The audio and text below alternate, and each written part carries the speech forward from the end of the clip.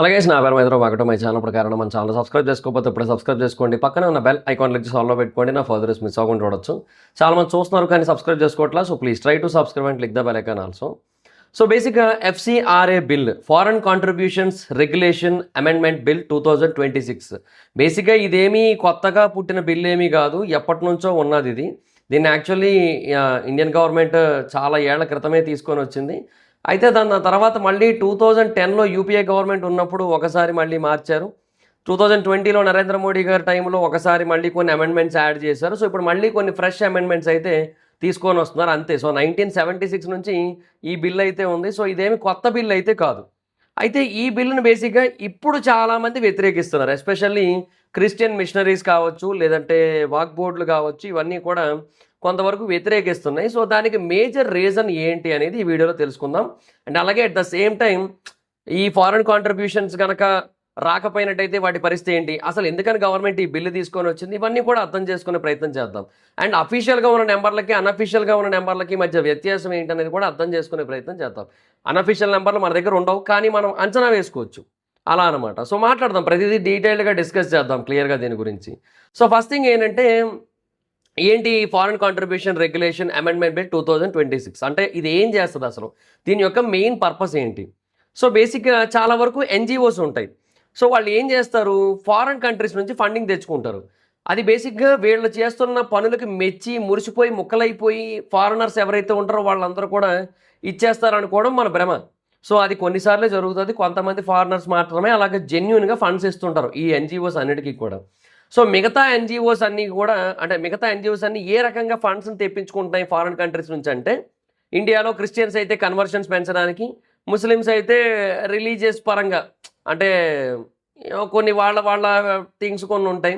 So వాటిని పెంచి పోషించడానికి, వాక్ బోర్డ్ని కాపాడుకోవడానికి, వాక్ బోర్డుకి సంబంధించిన ప్రాపర్టీస్ ఏమైనా లీగల్ ఇష్యూస్లో కనుక ఉన్నట్టయితే వాటిని హ్యాండిల్ చేయడానికి, వాటిని డీల్ చేయడానికి, ఇవన్నీ కూడా చేయడం కోసం మాత్రమే ఈ ఆర్గనైజేషన్స్కి బేసిక్గా డబ్బులు వస్తున్నాయి. సో ఇప్పుడు ఈ ఎఫ్సిఆర్ఏ బిల్ ఏం చేస్తోంది, ఏదైనా ఒక ఎన్జిఓ ఈ ఎఫ్సిఆర్ఏ కింద రిజిస్టర్ అయినట్టయితే దానికి వచ్చే ఫండ్స్ అన్నీ కూడా గవర్నమెంట్కి తెలుస్తుంది. ఎంత వచ్చింది ఏంటనేది లెక్కలు చెప్పాల్సి ఉంటుంది గవర్నమెంట్కి, ఏదైనా ఒక ఎన్జిఓ కనుక ఎఫ్సిఆర్ఏ కింద రిజిస్టర్ అయినట్టయితే. సో కొంతమంది ఏం చేస్తున్నారు, ఇనీషియల్గా లైసెన్స్ తెచ్చుకోవడం కోసం అని చెప్పి ఎఫ్సిఆర్ఏ కింద రిజిస్టర్ చేస్తున్నారు వాళ్ళ ఎన్జిఓని. చేసిన తర్వాత కొన్నాళ్ళకి ఏం చేస్తున్నారు, దీని పేరు మీద ఏవైతే స్కూల్సో, లేదంటే దీని పేరు మీద ఏవైతే రిలీజియస్ ప్లేసెసో, చర్చిలో, మసీదులో, what ever it is, so అవి, లేదంటే వీటి పేరు మీద ఏవైతే హాస్పిటల్సో, లేదంటే వీటి పేరు మీద ఏమైనా వేరే అదర్ గ్యాదరింగ్ ప్లేసెసో. ఇప్పుడు చర్చిలు, మసీదులు బేసిక్గా చాలా చోట్ల మీరు గమనించినట్టయితే ఇళ్లల్లో కూడా చేస్తుంటారు. చాలామంది క్రిస్టియన్స్ బేసిక్గా ఒక ఇల్లు రెంట్కి తీసుకుంటారు, కొన్నాళ్ళ తర్వాత ఆ ఇంట్లో సండే ప్రేయర్స్ పెడుతుంటారు. అట్లాగే ఇంకొంతమంది ముస్లిమ్స్ జనరల్గా ఇళ్ళని మసీదులకు కూడా మారుస్తుంటారు, అక్కడ ప్రేయర్స్ చేస్తుంటారు. అక్కడ సౌండ్స్, ఈ స్పీకర్స్ అట్లాంటివి ఉండకపోవచ్చు, బట్ మసీదుల దగ్గరే ఉండొచ్చేమో కానీ, బట్ అక్కడ కూడా చాలామంది ముస్లిమ్స్ వచ్చి ప్రేయర్స్ చేస్తుంటారు. సో ఇలాగా నార్మల్ ప్లేసెస్ని కూడా రిలీజియస్ ప్లేసెస్ కింద మార్చే అవకాశాలు కూడా ఉంటాయి, అది వేరే విషయం. అయితే ఈ ఎన్జిఓ అండర్లో, అంటే ఎన్జిఓకి ఏవైతే డబ్బులు వస్తాయి, ఫర్ ఎగ్జాంపుల్ ఒక ఎన్జిఓ ఉందబ్బా, అపశాంబ కిరికిరి అని చెప్పి ఒక ఎన్జిఓ ఉంది.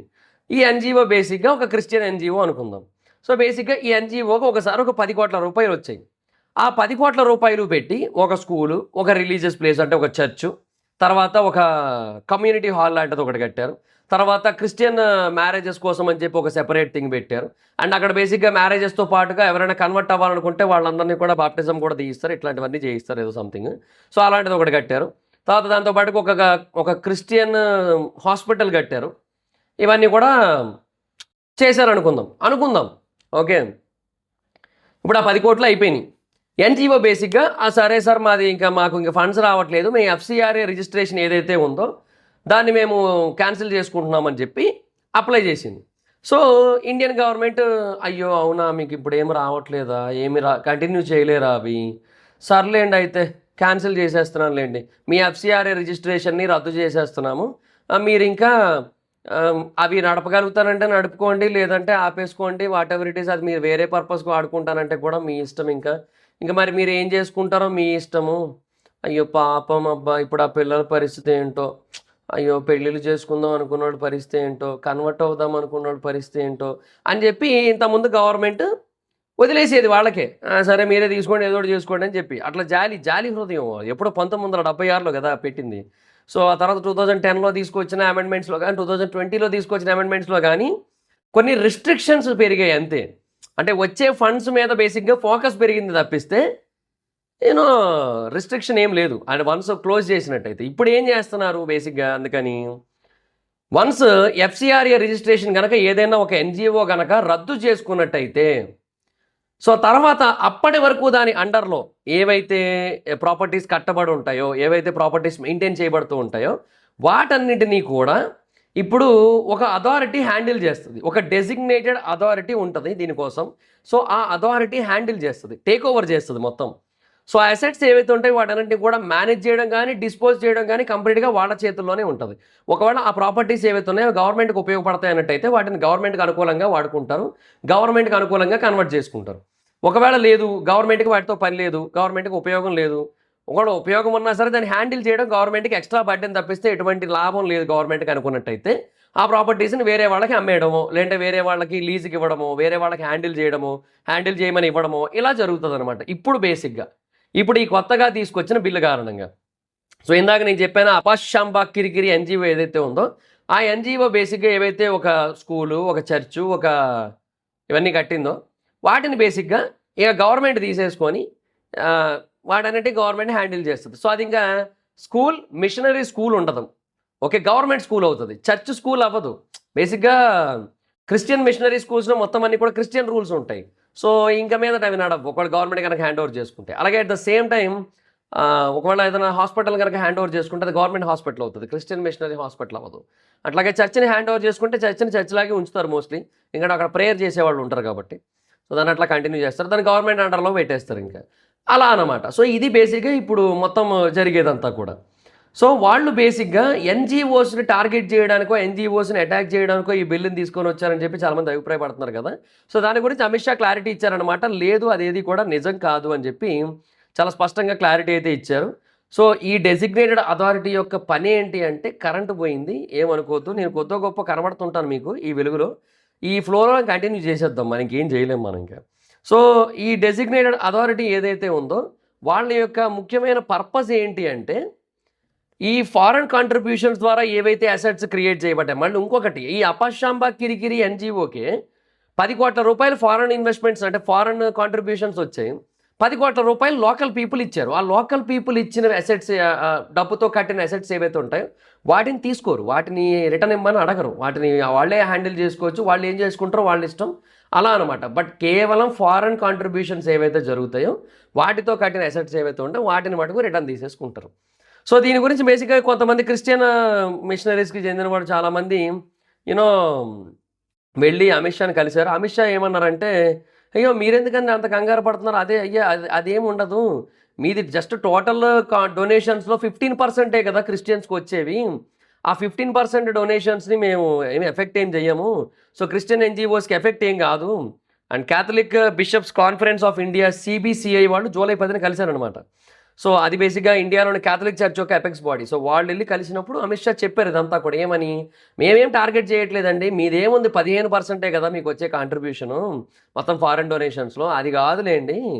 సో, మీరేమన్నా వేరే అసెట్స్ క్రియేట్ చేసి అది ఎఫ్‌సీఆర్ఏ కింద రిజిస్ట్రేషన్ ఏదైతే ఉందో దాన్ని గనక క్యాన్సిల్ చేసినా, లేదంటే సస్పెండ్ అయినా, లేదంటే రెన్యువల్ చేసుకోకపోయినా అప్పుడు కదా మేము తీసుకునేది. అప్పుడు కూడా ఫారెన్ ఫండ్స్ నుంచి కట్టిన అసెట్స్‌ని మాత్రమే తీసుకుంటామండి" అని చెప్పిందనమాట.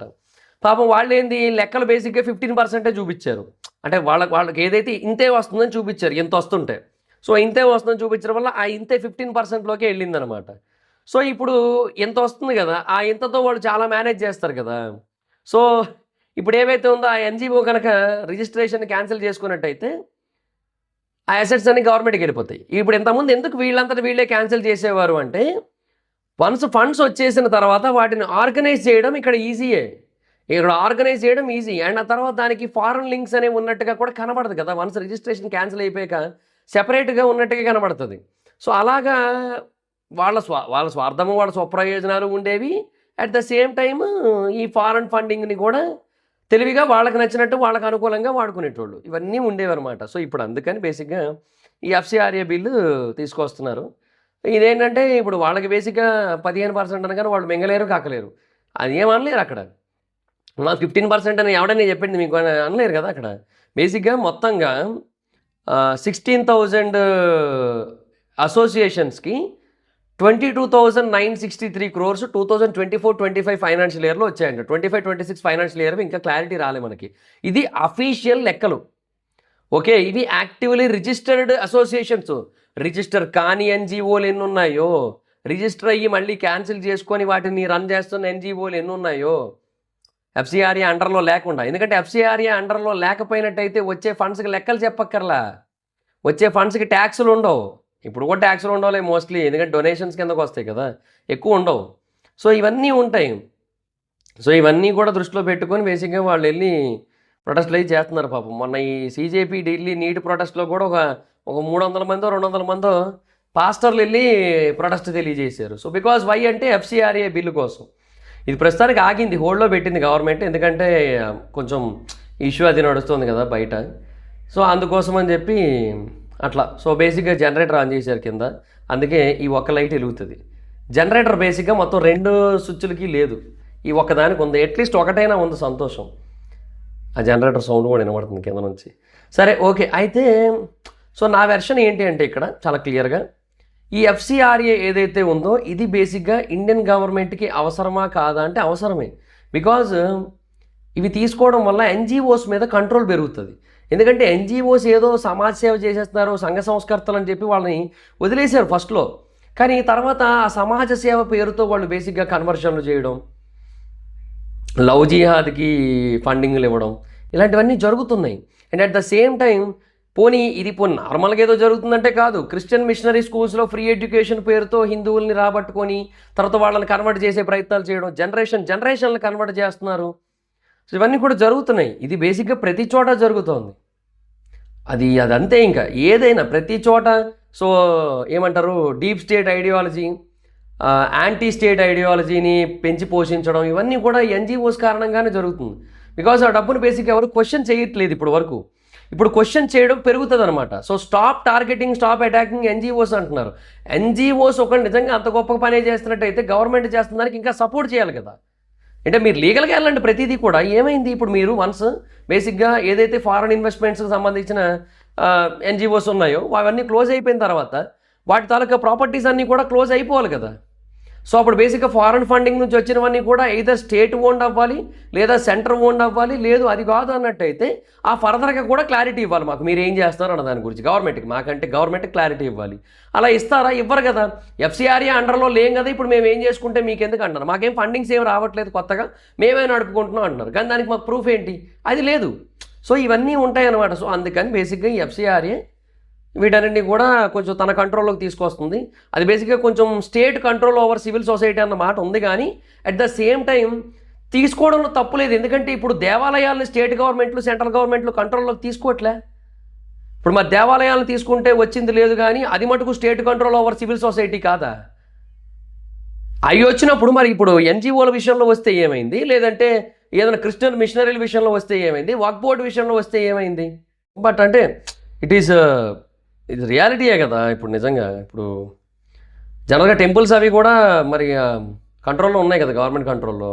సో చర్చెస్, తర్వాత మసీదులు, క్రిస్టియన్ మిషనరీస్, వక్ఫ్ బోర్డులు, ఎన్‌జీఓస్ అన్నీ కూడా ఉండాలి గవర్నమెంట్ కంట్రోల్లో. చాలా పెద్ద పెద్ద మొత్తంలో డబ్బుని డీల్ చేసే ప్రతిదీ కూడా బేసిక్గా గవర్నమెంట్ అండర్లో ఉండాలి. గవర్నమెంట్ అండర్లో ఉంటే తెలుస్తుంది. ప్రతి దేవాలయం, పెద్ద పెద్ద దేవాలయాలు అన్నీ కూడా గవర్నమెంట్ అండర్లో ఉంటాయి. ఏవో చిన్న చిన్న దేవాలయాలు అంటే తప్పిస్తే.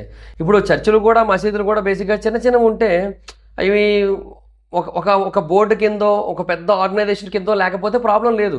కానీ ప్రాబ్లం ఏంది, చాలా చర్చిలు బేసిక్గా కొన్ని బోర్డుల కింద ఉంటాయి, కొన్ని ఆర్గనైజేషన్ల కింద ఉంటాయి. అలాగే మసీదులు కూడా వక్ఫ్ బోర్డు కింద ఉంటుంది, చాలా ఆర్గనైజేషన్ల కింద ఉంటాయి. సో వాటిని గవర్నమెంట్ కంట్రోల్ చేయొచ్చు కదా.